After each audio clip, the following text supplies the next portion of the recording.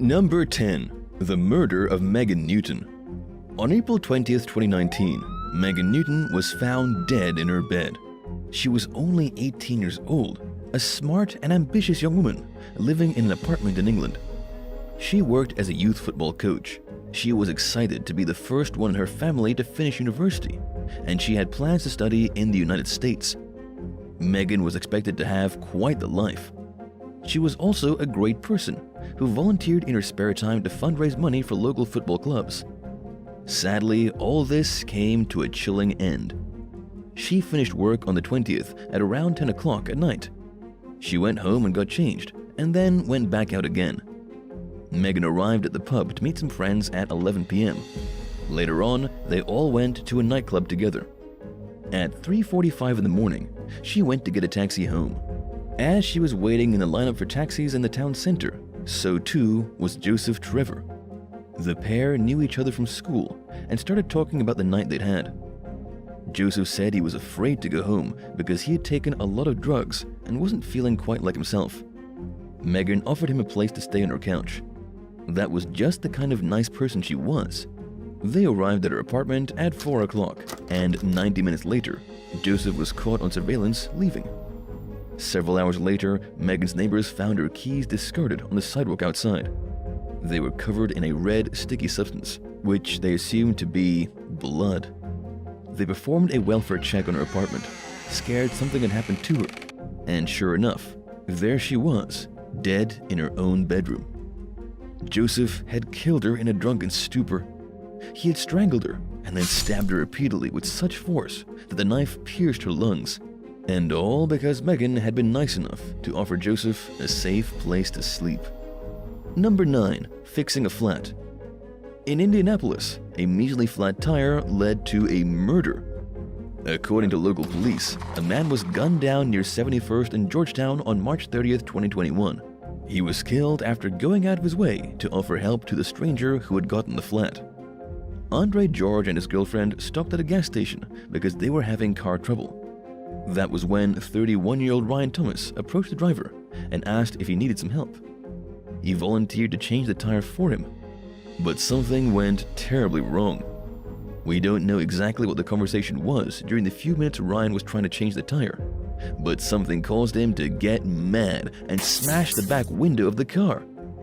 We don't know if it was a thing Andre said, or if Ryan just had anger issues and the tire was giving him trouble. Either way, Andre pulled out his gun and shot Ryan twice without hesitation. Ryan Thomas struggled back into his car and tried to drive away, only to crash into a house across the street and die. It was terrible and tragic, and Andre George has since been charged with murder. Number 8. Giving money to the poor. In 2018, Jacqueline Smith went out dancing with her husband at the American Legion in Baltimore to celebrate his daughter's 28th birthday. It was a festive bash. Everyone was in good spirits. And then, things went terribly, terribly wrong. Jacqueline, her husband, and his daughter were all driving home just after midnight when they saw a woman standing by the roadside. She was carrying what appeared to be a baby and had a sign asking for money. Jacqueline's husband Keith pulled the vehicle over. His wife rolled down the window, and she handed the woman $10. This was the kind of good spirit Jacqueline was. She just couldn't walk away from a person in need. It proved to be the last thing she would ever do. There was another man there in the shadows, waiting to ambush any good citizen that stopped to give the woman money for her baby. He reached into the window of the car and stabbed Jacqueline. He snatched the necklace off her throat, took her pocketbook, and then ran away. The woman who had been his accomplice paused long enough to say, "God bless you," as Jacqueline was sitting in the vehicle bleeding to death. Sadly, Jacqueline died 2 hours after arriving at Johns Hopkins Hospital. The duo who set her up and killed her were busted near the Mexican border and charged with murder. Number 7. Sued for child support. William Marotta thought he was doing a good deed when he donated sperm to Jennifer Schreiner and her partner at the time, Angela Bauer. The couple was eager to have a child, but couldn't conceive one themselves, so they put an ad on Craigslist in 2009. William answered the advertisement and agreed to provide his own life-giving materials. He did not receive any payment. He didn't get any parental rights, and he hardly got a thank you. What he got was sued in 2012 by the Kansas Department of Children and Family Services. They ordered him to cough up $200 a month for child support. Jennifer and Angela had split. Jennifer, the one who had given birth to the child, filed for social welfare. The state then argued that because William was the sperm donor, he was technically the father. They got around the usual rules surrounding donors because the procedure was never performed by a licensed doctor. It was all a lot of legal gymnastics to file the suit. William, who had really just wanted to make these women happy with the child, was dragged through a legal battle that lasted 4 years.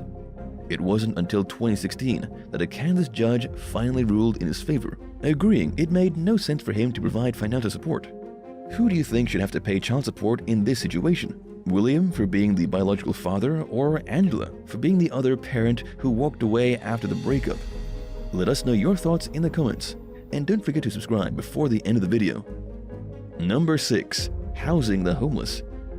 Aaron Barley was given a new chance at life by two of the nicest people who ever walked the face of this planet. Tracy and Peter Wilkinson invited Aaron, who was experiencing homelessness back in September of 2016, into their very own home. Tracy took pity on Aaron when she discovered him huddled and cold in a cardboard box outside a supermarket. She drove Aaron to their house, gave him dinner, and made sure he was warm and safe. Her husband Peter even gave Aaron a job at his company to help the young man get back on track. Sadly for these amazing people, no deed so grand goes unpunished. Aaron had been fired from his job because he refused to stop taking illegal drugs. It became pretty clear Aaron had no intention of getting better.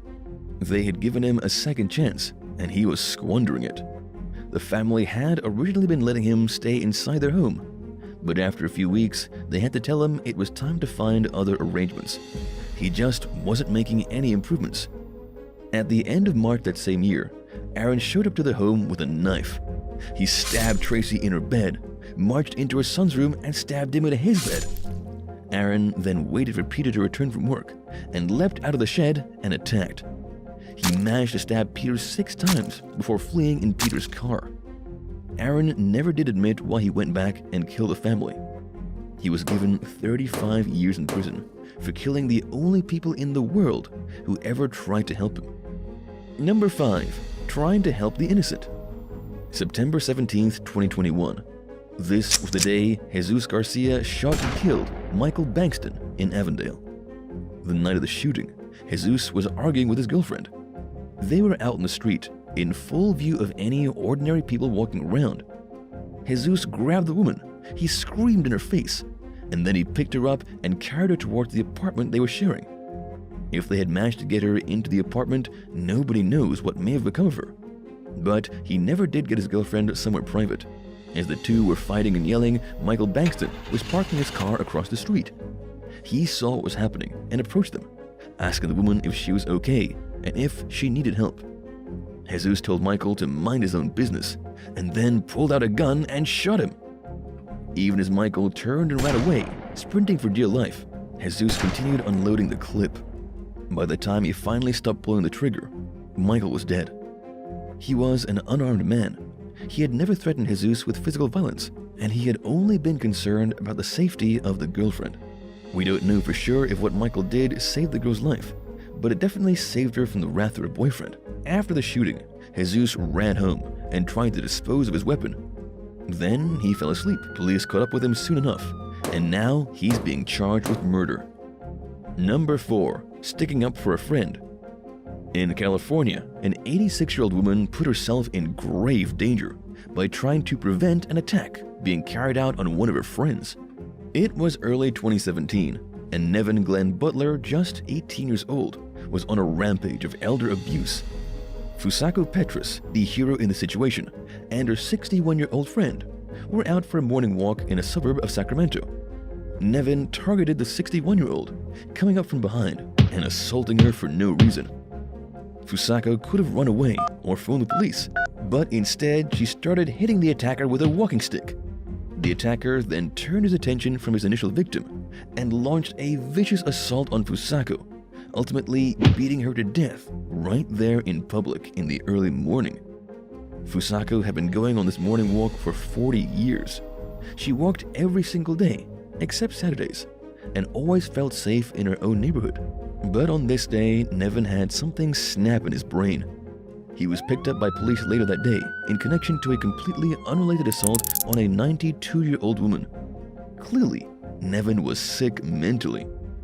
Number 3. Defending a baby. Allison Wilson was murdered for defending a baby. It was March 7, 2015. Stephen Duggan was arguing with a woman over a baby's car seat when Allison and her partner Anthony Tomlinson passed them in a taxi. The couple who were fighting had a baby between them, and it looked as though the baby was in serious danger. Allison had the taxi stop. Her and her partner got out, and they confronted the couple over the safety of the infant. Almost immediately, things got way out of hand. All Allison and her partner wanted to do was make sure the baby wouldn't be hurt. They just wanted to defuse the situation. But when they tried, Stephen Duggan smashed a wine bottle over Anthony's head and plunged the shattered remnants into Allison's throat, killing her. In the process, the baby fell to the pavement and sustained serious facial injuries. It was a total mess, but one that may have just saved this baby's life. It's horrible, despicable, and unforgivable that Allison was killed by a psycho with a wine bottle. But now that Duggan has been jailed for a minimum of 22 years, at least the baby will get to grow up without such a volatile influence in their life. Number 2. Death on a California Speedway.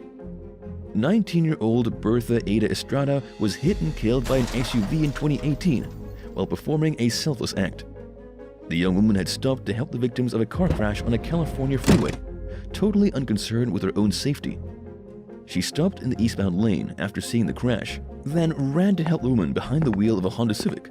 The driver had slammed into the concrete divider, but as Bertha was standing next to the car, trying to assess the situation with the driver, she was run down by a man driving a Jeep Patriot. Before the ambulance could even take Bertha to the hospital, she was dead. She had her entire life laid out before her, endless possibilities, and it was all gone in the blink of an eye because the driver of the Jeep couldn't be bothered to stop for an accident. Number 1.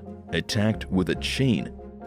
In late February 2022, a man was beaten with a chain for trying to step in and stop a woman from being beaten by her boyfriend in broad daylight. It happened in San Diego at about 1 o'clock in the afternoon. A Good Samaritan was minding his own business when he saw a man identified as Ulysses Ramos viciously attacking a woman outside of a house in the Vista neighborhood.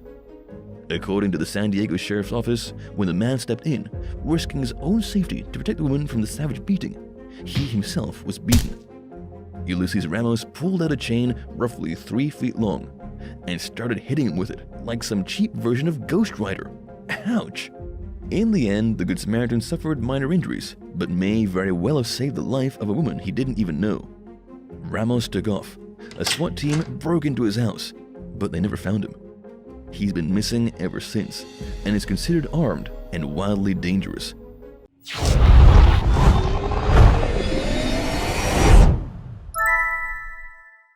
10. Former TOEI, The Only Way in Essex star Mike Hassini was arrested and sentenced to spend 6 years in prison. It happened in April of 2021 when he was busted exchanging over $140,000 of cocaine. Oops. As it turned out, Mike the TV star was just as unsuccessful being a drug dealer as he was being an actor. For a bit of background on Mike, he joined the cast of The Only Way in Essex back in 2015, but he was promptly suspended the next year. He crashed his car in London and was found to be driving while under the influence, as well as in possession of cocaine. He was let go of the show, at which point he had no better choice than to begin working as a personal trainer and an online coach. At least these were the jobs he talked about publicly. He was also selling Class A drugs.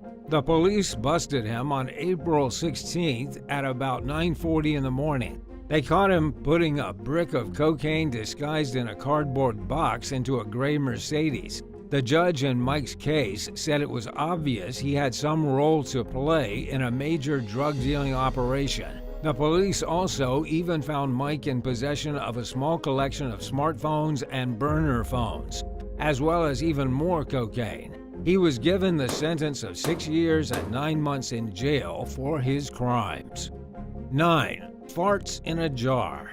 Stephanie Matto is the reality star who made a ridiculous fortune by selling her farts in jars. Yes, Stephanie would fart into a jar and then sell that jar to strangers with a fart fetish on the internet for an exorbitant amount of money. She allegedly made about $200,000 by simply selling her farts. If you're not sure who Stephanie is, she was once the star of 90 Day Fiancé. But after her brief stint on TV, she became what she likes to call a fartrepreneur. She's even recently rolled out something she calls the Fart Jars NFT experience. We're not going to get into the specifics of her fart business. However, we are here to talk about how she was recently admitted to the hospital in early 2022 after experiencing strange pains in her body. Stephanie went to the hospital thinking she was having problems with her heart. She had been in major pain for 2 full days and was convinced her heart was about to explode. But when she went to the hospital, it turned out she had a case of severe gas. Somehow the gas made Stephanie feel as if she would have a heart attack. We don't know why she had too much gas, but it very well could have been from farting in too many jars. She's now switched her vision, refocusing from physical farts in jars to selling NFT fart tokens. Either way, it's pretty gross. 8. Too hot to handle. In 2021 and 2022, Too Hot to Handle was one of the most watched TV shows on Netflix. It was a huge hit for reality TV. However, not all of the stars of the show were what you might call role models. In February of 2021, 3 of the stars were arrested and fined following some seriously bad behavior on their flight home from filming the 3rd season. Harry Johnson, yes, that's his name, and Matthew McWeeny and Bo Raymond were on a British Airways flight going home when they became annoyed. The cabin crew continuously told them that they needed to follow COVID regulations and wear their face masks. But after just coming from an island paradise, these people weren't interested in following the rules. They became abusive and violent. Matthew McWeeny, who went by Jackson on the show, spat on one of the staff members and told her to look up his mother. His mom happens to be Baroness Patricia Scotland, the first female Attorney General of Britain. He basically name-dropped his mom in hopes of getting away with acting like a child on a public airplane. But the insanity didn't stop there. Bo became extremely abusive and started screaming at one of the stewardesses, saying that he would take her job away. It was one of the most surreal breakdowns of 3 grown adults acting like entitled children that has ever happened. All 3 were arrested when the plane landed and had to go to court. There, they apologized and admitted that they were acting immature. But to be honest, this just seems to be who these people are. There's likely nothing that's going to change that. 7. Charlotte Crosby. When reality TV star Charlotte Crosby was trying to enter Dubai on December 8, 2021, she almost found herself being transported to jail. Why, you ask? Charlotte was carrying a personal adult toy in her hand luggage, something a lot more people do than you might think. In any case, that is against the law in Dubai. And so Charlotte nearly got herself arrested. She was initially stopped by Dubai authorities at the airport when they searched her luggage and discovered the small, discreet object. The 31-year-old star, who appeared on shows like Celebrity Big Brother, MTV Game Night, and The Geordie Shore, found herself in a very awkward argument with the airport officials. It took some heated words, but Charlotte finally got herself past security and free of the airport maniacs. She really didn't do anything wrong, not like some of the other people on today's list. But bringing her personal device with her could have landed Charlotte in jail for an unknown amount of time. If she wasn't so famous, she could still be rotting in a jail cell right now in a foreign country. 6. Fatal DUI. A former American Idol star has gotten into some serious trouble for driving over a man in his pickup truck while stoned. His name is Caleb Andrew Kennedy, and he's currently facing up to 25 years in prison. Here's how it all happened. According to police in South Carolina, Caleb was driving high on a Tuesday afternoon in early February 2022. He was so high that he drove his truck into somebody's private driveway, running the man over who lived on his property. The victim was identified as Larry Dwayne Paris, 54 years old. He was standing outside of his own shop, his very own business where he fixes boats, when he was plowed into by the drunk country singer. It was awful and tragic, but at least Caleb showed some decency after what he did. When the police arrived, he was holding the victim in his arms in total distress. He was broken up about it, but not more broken up than the man's daughter, who was in tears. Larry was pronounced dead at the scene, and Caleb was arrested. He told deputies that he'd visited a friend just before the crash and smoked from a vaping device. He'd gotten a little higher than anticipated, and in his fugue state, drove over Larry. As for Caleb's short time in the spotlight, he had advanced into the top 5 of the American Idol contestants the year before. Who's your favorite American Idol contestant who ended up going down a dark path just like Caleb? Let us know in the comments, and don't forget to hit subscribe before the end of the video. 5. Ponzi scheme. Reality TV star Maurice Fain, whom you might remember from the show Love and Hip Hop Atlanta, was sentenced in 2021 to spend 17 years in a federal prison. He was charged with conspiracy and wire fraud, all related to a bizarre Ponzi scheme connected to a fraudulent paycheck protection program. Not only was Maurice sentenced to spend the rest of his young adult years in jail, he was also ordered to pay restitution of roughly $4.5 million to his victims. According to attorney Kurt R. Erskine, Maurice ran the Ponzi scheme through multiple states between March 2013 and May 2020. He defrauded no less than 20 people who invested in his supposed trucking business. Instead of using his investors' cash to operate the business, he used their money to pay off his own personal debts and live an extravagant lifestyle. He spent over $5 million in an Oklahoma casino. He also submitted a fake loan application in April of 2020, claiming his business employed 107 people. He said he needed the money to keep the business afloat during the pandemic. Basically, Maurice scammed everyone he possibly could. He wasn't that famous, only appearing in season 8 of Love and Hip Hop Atlanta. And now that he'll be in prison until he's in his 60s, he'll never be in another reality show ever again.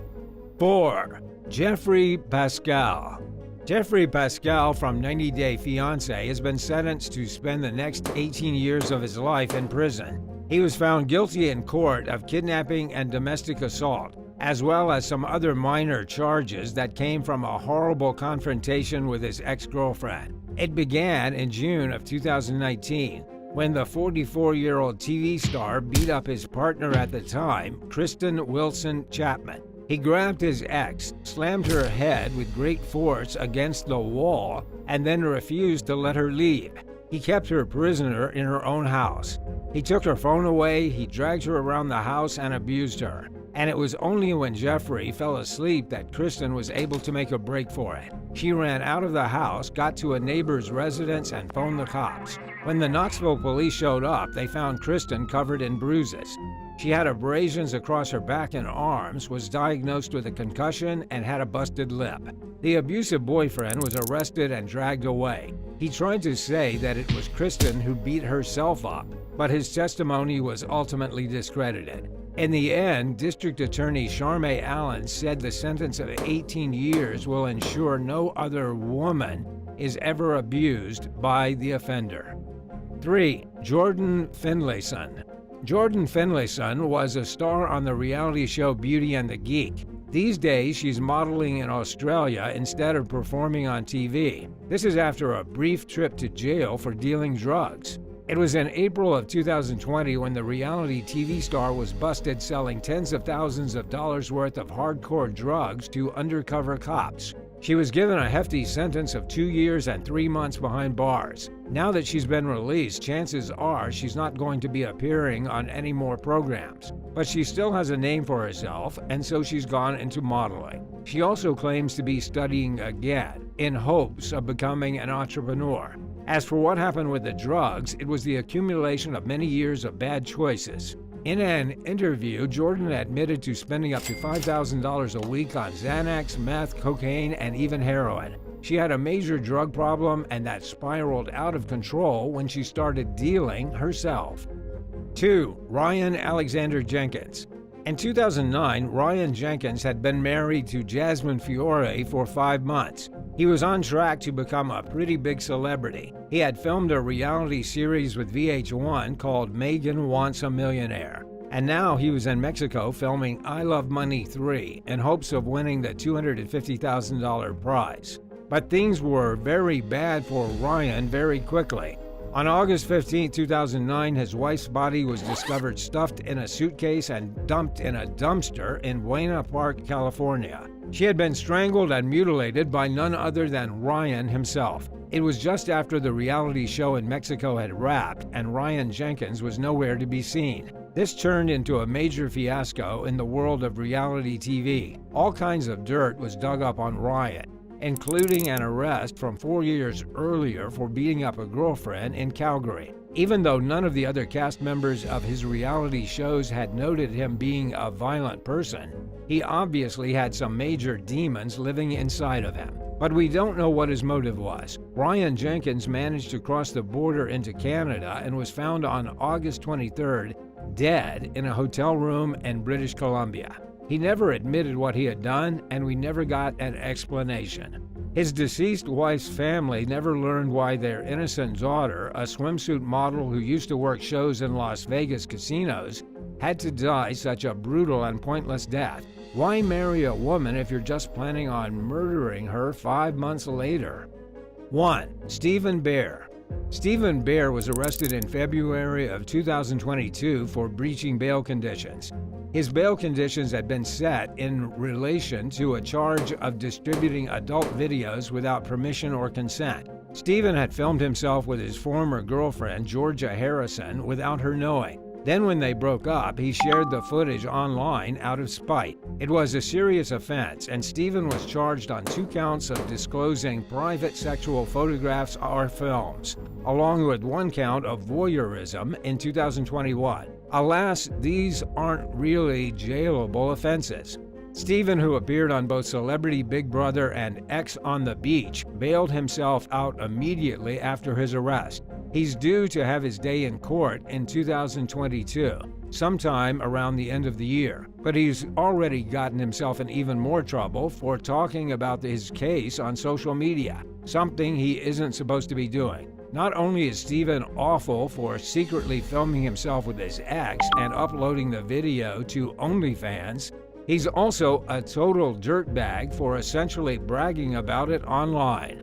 Nevertheless, Stephen was re-bailed after his breach of bail and is still wandering around doing whatever he wants. It's doubtful that he'll get any jail time when it comes down to the trial at the end of the year, but just wait and see what happens.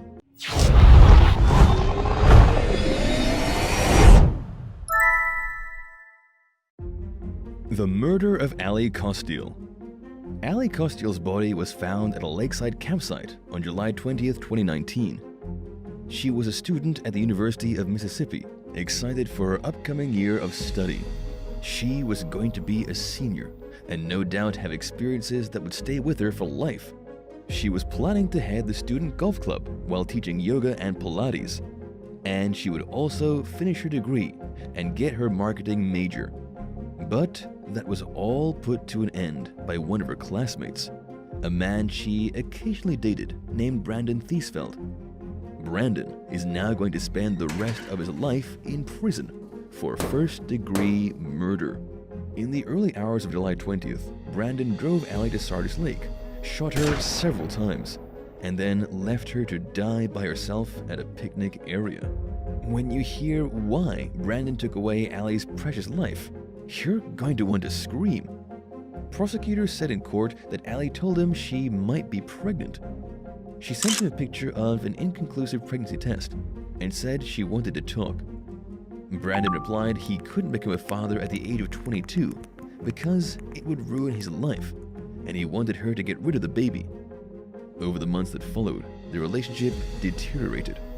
She wanted to meet him in person to discuss the potential pregnancy, but he didn't want anything to do with it. So, he decided to end it himself. He drove to his father's home in Texas, took his dad's Glock 22, and did something he could never come back from. If he thought a baby would ruin his life, what did he think a murder would do? And it was all because he didn't want to have a baby with a beautiful, caring spirit like Allie Costiel. Number 9. The killing of Lauren McCluskey. Lauren McCluskey was failed by her university. She was a student at the University of Utah in 2018 when she began having issues with her ex-boyfriend, Melvin Sean Rowland. By issues, we mean she was being stalked and abused. She and her friends contacted campus officials over 20 separate times to report what was happening, and they never did anything. She was basically begging for help, pleading with the university authorities to stop Melvin before he did something to her. But they didn't. They ignored her cries for help, and Melvin shot and killed the innocent 21-year-old senior on October 22nd.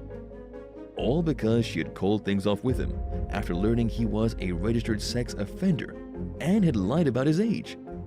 2 years after this unspeakable tragedy, the president of the university, Ruth Watkins, finally admitted they made a mistake.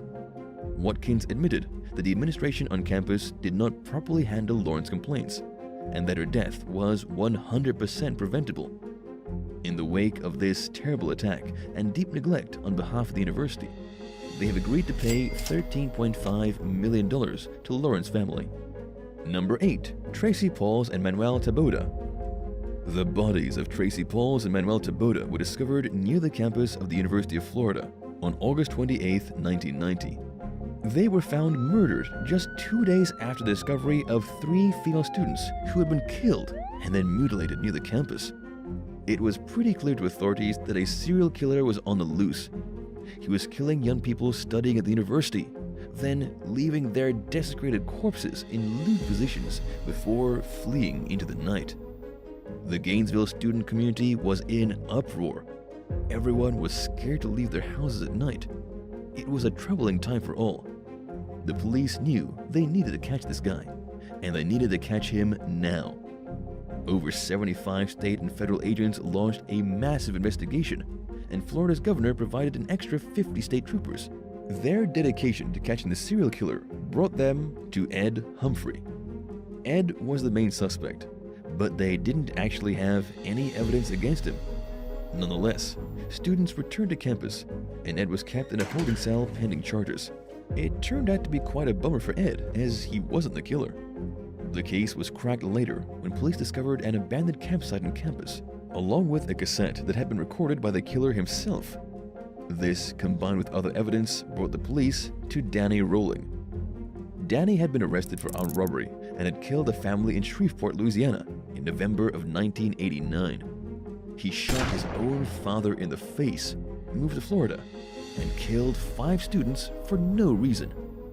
Ed Humphrey was finally released from prison, and Danny was sentenced to die in the electric chair in April of 1994. Number 7. Cooking rocket fuel. In February of 2022, a resident at a college dorm in Utah tried to make rocket fuel on his kitchen stove. Students do a lot of pretty wild things, But making rocket fuel is definitely a new one. 22 students ended up getting displaced, and the dorm was basically ruined. It happened at Brigham Young University on an ordinary Sunday afternoon.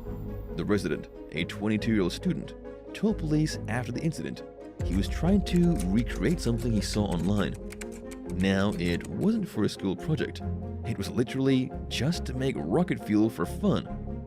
The ingredients were found easily enough at the convenience store, but like most tutorials people find on the internet, the one for making rocket fuel is a lot more difficult than it seems. He was trying to make 5 pounds of the stuff when it overheated and fire erupted in the kitchen. Flames engulfed the walls and the ceilings, which triggered the sprinklers. The main floor was flooded. Firefighters were called, and there was massive damage done to the building. But in the end, it was really just a poor lapse in judgment. Nobody got hurt, and no charges have yet been filed against the student. It was just a science experiment gone wrong. What's the craziest experiment you've seen totally fail on campus? Let us know your stories in the comments below, and don't forget to subscribe before the end of the video. Number 6. Tragic triple stabbing. In February of 2022, Chester County Police arrested a crazy woman from Philadelphia and charged her with stabbing 3 students from Lincoln University. The stabbings happened during a dorm room brawl that left 1 person dead. The killer is Nidira Smith, 39 years old. On the night of the attack, February 16th, she was allowed through the front gate and onto campus property because her brother studied there. What campus security didn't realize was that she had driven an hour and a half armed with a knife. She had every intention of showing up to Lincoln University to kill someone. Why? Nidira's brother had been involved in a fight with 3 other students. His sister, wanting to protect him, took it upon herself to try and murder all 3. A middle-aged woman with a kitchen knife against 3 students in their early 20s. She fatally stabbed Joanne Evans in the neck, then turned on Eric Dickerson and Clifton Walker. Eric and Clifton survived, but tragically, Joanne bled to death in the hallway. Number 5. The Bad Groundskeeper. A groundskeeper in North Carolina began stalking a student on October 25, 2021. It's enough for students to worry about grades, popularity, and the other students. They shouldn't have to deal with a crazy groundskeeper following them around. According to police, they were first notified when the student came forward saying she was worried that the groundskeeper was mentally unstable and dangerous. His name is John Philip Barkley, employed by Mitchell Community College. He started following the victim to her classes. He would follow her into the parking lot and beat on her car windows. He would even linger around the gazebo area outside where she studied and leer at her from the bushes. The terrified student even said that he once came up behind her, grabbed the back of her head, and tried to force his tongue in her mouth. And this guy's in his 60s now, far older than the student.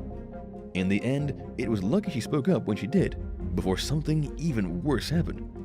The groundskeeper has since been arrested, and his 10-year-long tenure as ground maintenance supervisor at the college has been brought to an end. Number 4. The kidnapping of Madeline Allen.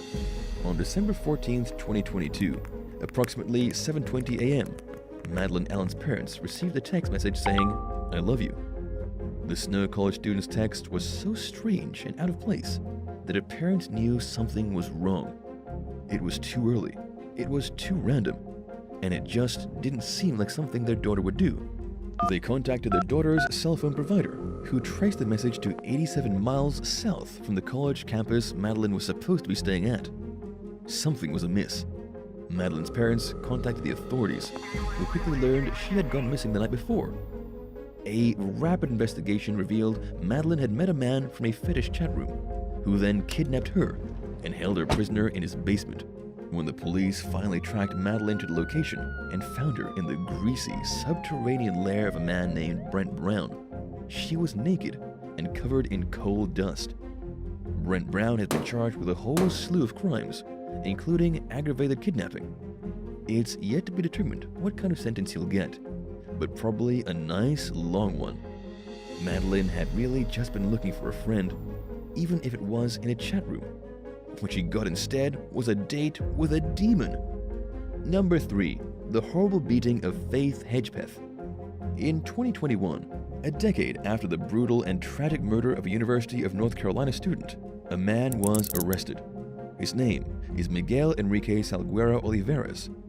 According to the Chapel Hill Chief of Police, Chris Blue, Miguel has been charged with first-degree murder. The killing goes back to September 7, 2012. That was when a 19-year-old student, Faith Hedgepeth, was discovered dead in her off-campus apartment by her roommate. An autopsy showed Faith had suffered cuts all across her head and face, that her skull was fractured, and that she had been badly beaten on her limbs. The case went cold almost immediately. All authorities had was DNA and a vulgar message left behind by the killer on a takeout bag. It took 9 long years and 9 days for them to finally make the arrest. It was a long process of connecting the DNA to the family members of the killer. They then had to go through all relatives and sample their DNA until they found the right guy. But even now, the police refuse to release any additional information. They won't say what the motive was behind the killing or exactly how it happened. All we know is that at around 4:25 a.m. on the night of the 7th, Faith left her room for an unknown reason. When her roommates returned the next morning, she was back, but dead. Miguel, who had been free for almost a decade, had bludgeoned her to death. Number 2. A dangerous initiation. Adam Oakes was a 19-year-old student who wanted nothing more in life than to do good in school and to have his peers like him and take him seriously. Adam was so eager for people to take an interest in him that he agreed to participate in a highly dangerous initiation prank at his university. This prank would prove to be the end of Adam's life. He was blindfolded and ordered to drink a giant bottle of Jack Daniel's whiskey, supplied by the members of his Delta Chi fraternity. Shortly after, the Virginia Commonwealth University student got so drunk that he ran into a tree, hit his head, and then lay down to die. It was nobody's intention for Adam to get hurt. It was all just a terrible and regretful mistake, one the surviving fraternity brothers will never escape. When Adam hit his head, other members of his fraternity dragged him into the house and laid him on the sofa. When they checked on Adam the next morning, he wasn't breathing. After the autopsy, the medical examiner ruled Adam's death was caused by alcohol poisoning. His fraternity brothers had gotten him so drunk that it killed him. The hit he took to his head simply knocked him unconscious, so he wasn't able to plead for help as the alcohol ate at him from the inside. If his brothers had taken him to the hospital, he surely would have survived, but they didn't. They left him on the couch to fend for himself. Since the incident, the university has been a darker place. Adam's family is devastated. The fraternity has been permanently banned, and 11 members were charged with unlawful hazing of a student. They won't get any jail time, but in the end, living with this guilt for the rest of their lives may just be enough. Number 1. Mysterious death in New Orleans. In February of 2022, the New Orleans Police Department began an investigation into the mysterious circumstances of a young woman's death. Shortly before 7 o'clock in the morning on February 19th, the police arrived at a local hospital in New Orleans to find Kaya Whetstone deceased. Her cause of death is still under investigation and could take several more months to be determined. As you can imagine, her family is furious that the investigation isn't moving forward faster. Here's what we know so far. Hours before the student was brought to the hospital in critical condition, she got an Uber. She had been partying at the Mardi Gras parade, but nobody knows her whereabouts between roughly halfway through the party and when the driver dropped her off at the hospital. Nobody knows if it was the Uber driver that killed her, if she was attacked and then managed to get herself into the Uber. It's all up in the air right now. Authorities have said that there were no clear signs of injury when she showed up to the hospital, but that she was blue and her pupils were hugely dilated. Right now, the Uber driver is the main suspect. When police went to his last known address to question him, there was nobody home. He's missing, and the police were trying desperately to find him. He seems to be the missing piece in this tragic puzzle. Thanks for watching. What's the most devastating thing you've ever witnessed on a college campus? Let us know in the comments, and remember to subscribe to the channel and check out all our other awesome videos. See you soon. Bye.